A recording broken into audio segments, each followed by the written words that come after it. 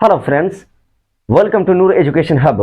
तो फ्रेंड्स, आज के इस लेक्चर में अपन बात करने वाले हैं फर्टिलाइजर के बारे में। जैसे आप देख रहे हैं, पीछे हमने बोर्ड पे लिख भी रखा है कि फर्टिलाइजर। ठीक है, तो चलिए अब हम देख लेते हैं कि फर्टिलाइजर क्या होता है। ठीक है, तो एक बार डेफिनेशन हम बोर्ड पे देख लेते हैं।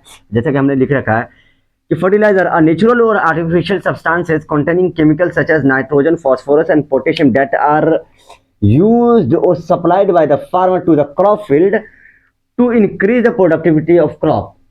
मतलब कि फर्टिलाइजर जो है ना, ये एक ऐसा सब्सटेंस होता है जिसमें केमिकल कौन कौन सा केमिकल होता है, नाइट्रोजन होता है, फास्फोरस होता है एंड पोटेशियम, या ऐसे भी यू भी कह लीजिए कि they are the chemical substances that contain nitrogen, phosphorus and potassium and that are used by the farmer और supplied by the farmer to the crop field. मतलब ये फार्मर जो है इसको यूज करता है या सप्लाई करता है कहाँ, क्रॉप फील्ड में, मतलब खेत में। ठीक है, to increase the productivity of crop, मतलब फसल की जो है प्रोडक्टिविटी में बढ़ोतरी लाने के लिए। ठीक है, तो फर्टिलाइजर आप समझ में आएंगे कि फर्टिलाइजर क्या होता है। तो एक सिंपल वर्ड में एक बार मैं फिर से बता देता हूँ कि fertiliser they are the chemical substances, they are the artificial और natural chemical substances that contain nitrogen, phosphorus and potassium that are used और supplied by the farmer to the crop field to increase the productivity of crop is known as fertiliser. मतलब कि ये वो chemical substance है जिसमें nitrogen, phosphorus and potassium होता है, जो कि यूज किया जाता है by farmer to the crop field, मतलब खेतों में यूज किया जाता है किसानों के द्वारा। किसके लिए? तो क्रॉप की जो है फसल में बढ़ोतरी लाने के लिए। ठीक है, तो अब देख लेते हैं आगे की फर्टिलाइजर के बारे में क्या है। तो they are use by the farmer daily to increase the crop yield. मतलब कि ये जो फर्टिलाइजर है इसका हमें इसका इस्तेमाल किया जाता है किसके द्वारा? फार्मर के द्वारा, किसान के द्वारा। कहाँ? खेतों में। ठीक है, किसके लिए? तो खेत की जो फसल की जो ना फसल में बढ़ोतरी लाने के लिए। ठीक है, मतलब फसल की पैदावार जो है ना ज्यादा हो उसके लिए। And they also enhance water retention capacity. Point to be noted कि ये फर्टिलाइजर का क्या काम होता है। एक तो कि क्रॉप फील्ड को जो है क्रॉप फील्ड जो है ना उसमें जो है ना इंप्रूवमेंट लाता है। ठीक है, उसकी प्रोडक्टिविटी में इंप्रूवमेंट लाता है, उसकी पैदावार में। ठीक है, और उस साथ में तो कैसे लाता है ये? तो they also enhance the water retention capacity. मतलब ये जो हम जो क्या कहते हैं, जो खेतों में जो पानी जब पटाते हैं, ठीक है, पानी जब डालते हैं, ठीक है, तो जो बालू जो है, जो हमारा जो सॉइल जो है, उसकी जो वाटर रिटेंशन कैपेसिटी, मतलब वाटर को रोक के रखने वाली जो कैपेसिटी है, ठीक है, उसको क्या करती है? इनहेंस करती है। तो मतलब कि they also enhance the water retention capacity of the soil and increase the fertility. मतलब कि जब भी हम पानी डालते हैं खेतों में, ठीक है, तो जो सॉइल है तो उसकी वाटर रिटेंशन कैपेसिटी को जो है ये फर्टिलाइजर क्या करता है? इंक्रीज कर देता है, और उसकी जो फर्टिलिटी जो होती है प्रोडक्ट की, उसमें उसमें भी इंक्रीमेंट लाता है। ठीक है, अब देख लेते हैं कि फर्टिलाइजर कितने टाइप का आता है। तो फर्टिलाइजर दो फर्टिलाइजर होता है, एक ऑर्गेनिक फर्टिलाइजर होता है, दूसरा क्या होता है? इनऑर्गेनिक फर्टिलाइजर होता है। गाइज, अब हम देख लेते क्या होता है एंड इनऑर्गेनिक फर्टिलाइजर क्या होता है। तो फ्रेंड्स, जैसे कि अभी अभी हमने आपको बताया कि फर्टिलाइजर की दो कैटेगरी होती है, एक होती है ऑर्गेनिक फर्टिलाइजर एंड एक होती है इनऑर्गेनिक फर्टिलाइजर। तो चलिए अब हम बोर्ड पे देख लेते हैं एक एक करके कि ऑर्गेनिक फर्टिलाइजर क्या होता है और इनऑर्गेनिक फर्टिलाइजर क्या होता है। तो ऑर्गेनिक फर्टिलाइजर, तो natural fertiliser drive from the plant और animal are known as organic fertiliser. मतलब कि जो भी हमारा नेचुरल, जो हमारा नेचुरल मतलब गॉड के थ्रू, जिसको हम क्या कहते हैं, ह्यूमन के द्वारा बनाने की जरूरत ना पड़ी, ठीक है, उसको ऑर्गेनिक फर्टिलाइजर बोलते हैं, जो गॉड के थ्रू नेचर में पाया जाता है या गॉड गिफ्टेड होता है। ठीक है, एंड आर्टिफिशियल मतलब जो भी अगर ह्यूमन बींग अगर उसको बना रहा है, ठीक है, तो उसको आर्टिफिशियल बोलेंगे। ठीक है, मशीन का यूज करके या फिर अपना दिमाग लगा के जैसे करके भी अगर बनाता है, ठीक है, तो उसको आर्टिफिशियल बोलते हैं। तो नेचुरल फर्टिलाइजर जो होता है drive from the plant and animal, मतलब पेड़ पौधे से या फिर एनिमल से जो हमारा जो फर्टिलाइजर जो हमारा ड्राइव होता है, उस फर्टिलाइजर को हम क्या बोलेंगे? ऑर्गेनिक फर्टिलाइजर बोलेंगे। दूसरे वर्ड में जो है ना इस तरीके से बोल सकते हैं कि ऑर्गेनिक फर्टिलाइजर और those fertilizer that drive from the organic waste including the domestic sewage and poultry dropping and cattle manure. मतलब कि those fertilizer that are drive from the organic waste. Organic waste में हमारा हो गया cattle manure हो गया, ठीक है, मतलब जो गोबर होता है उसको बोलते हैं। एंड डोमेस्टिक सीवेज मतलब घरेलू कचरा हो जाता है, ठीक है, एंड पोल्ट्री ड्रॉपिंग मतलब जो चिकन का जो पॉटी होता है उसको बोलते हैं। ठीक है, तो इससे जो हमारा ऑर्गेनिक वेस्ट जो ड्राइव होता है, इसी ऑर्गेनिक वेस्ट का जो है ना यूज करते हैं as a fertilizer in the crop field, and इस फर्टिलाइजर को क्या बोलते हैं? हम ऑर्गेनिक फर्टिलाइजर बोलते हैं। अब देख लेते हैं कुछ और बातें ऑर्गेनिक फर्टिलाइजर में कि organic fertilizer boosts the amount of organic matter in the soil and encourage the microbial reproduction and alter the physical and chemical composition of the soil. It is regarded as one of the essential element for the food that are green। ठीक है, मतलब कि organic fertiliser जो करता है क्या जो होता है वो बूस्ट करता है, मतलब इंप्रूव करता है या इंक्रीज करता है, ठीक है, अमाउंट ऑफ ऑर्गेनिक मैटर, किसमें organic matter into the soil, मतलब जमीन में जो है ना ऑर्गेनिक मैटर क्या ऑर्गेनिक मैटर को क्या करता है, ये ऑर्गेनिक फर्टिलाइजर इंप्रूव करता है, ठीक है। एंड इनकरेज ना माइक्रोबियल रिप्रोडक्शन, मतलब इनकरेज का मतलब होता है कि स्टिमुलेट करना या प्रमोट करना या फिर पुश करना या फिर हिंदी में कह लीजिए बढ़ोतरी करना, ठीक है।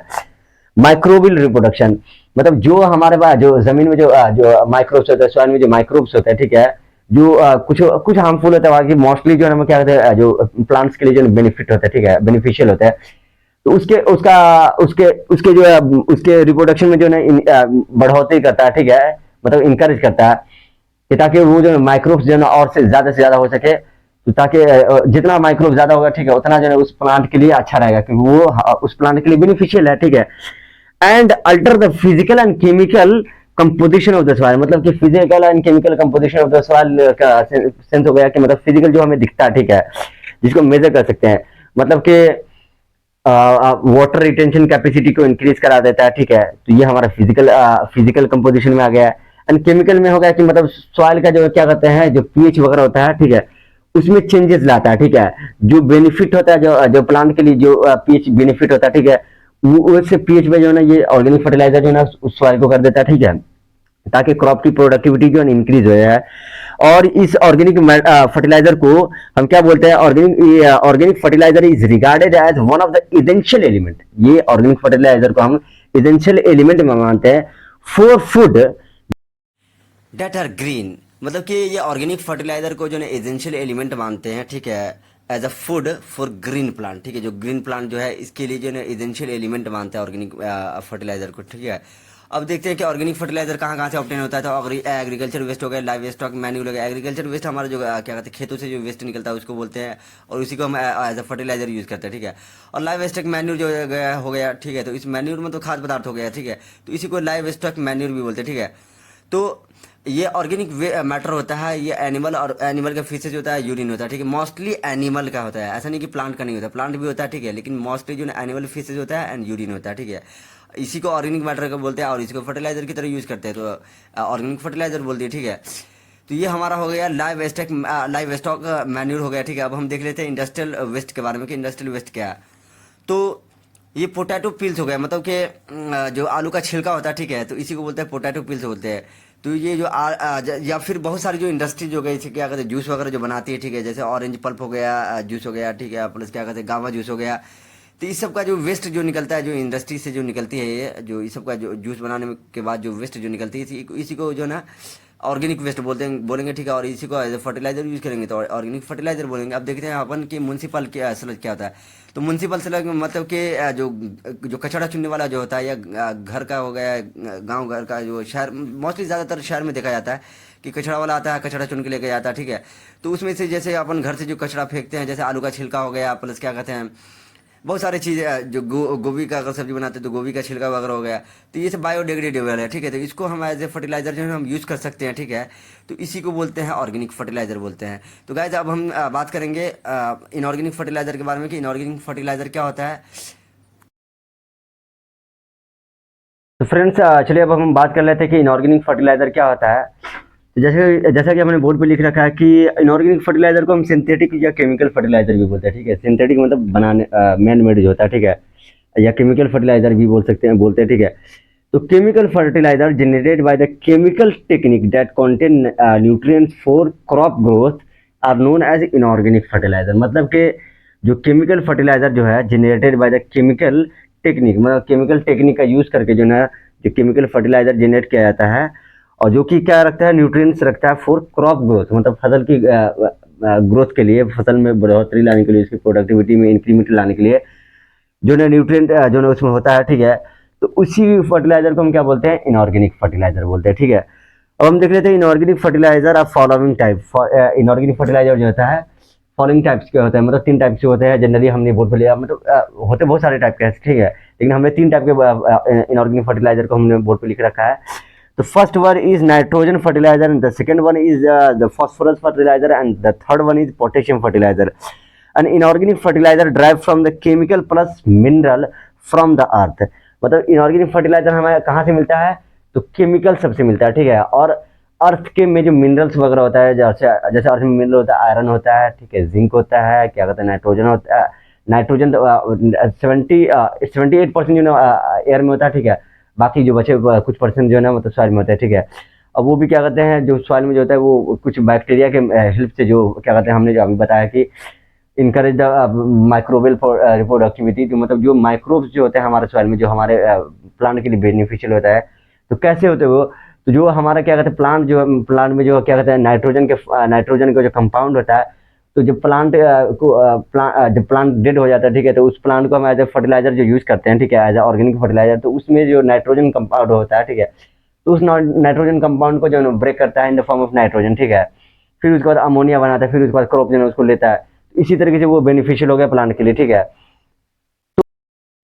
तो बहुत सारे मिनरल एलिमेंट, जैसे कि क्या कहते हैं, हमने आपको दो एग्जांपल दिया अभी, आयरन का दिया है एंड क्या कहते हैं जिंक का दिया है। उसी तरीके से सल्फर हो गया, पोटेशियम हो गया एंड फॉस्फोरस हो गया एंड क्या कहते हैं बोरोन हो गया, क्लोरीन हो गया एंड मैंगनीज हो गया। तो ये बहुत सारे मिनरल एलिमेंट जो क्या कहते हैं प्लांट यूज करता है एज ए फर्टिलाइजर, ठीक है।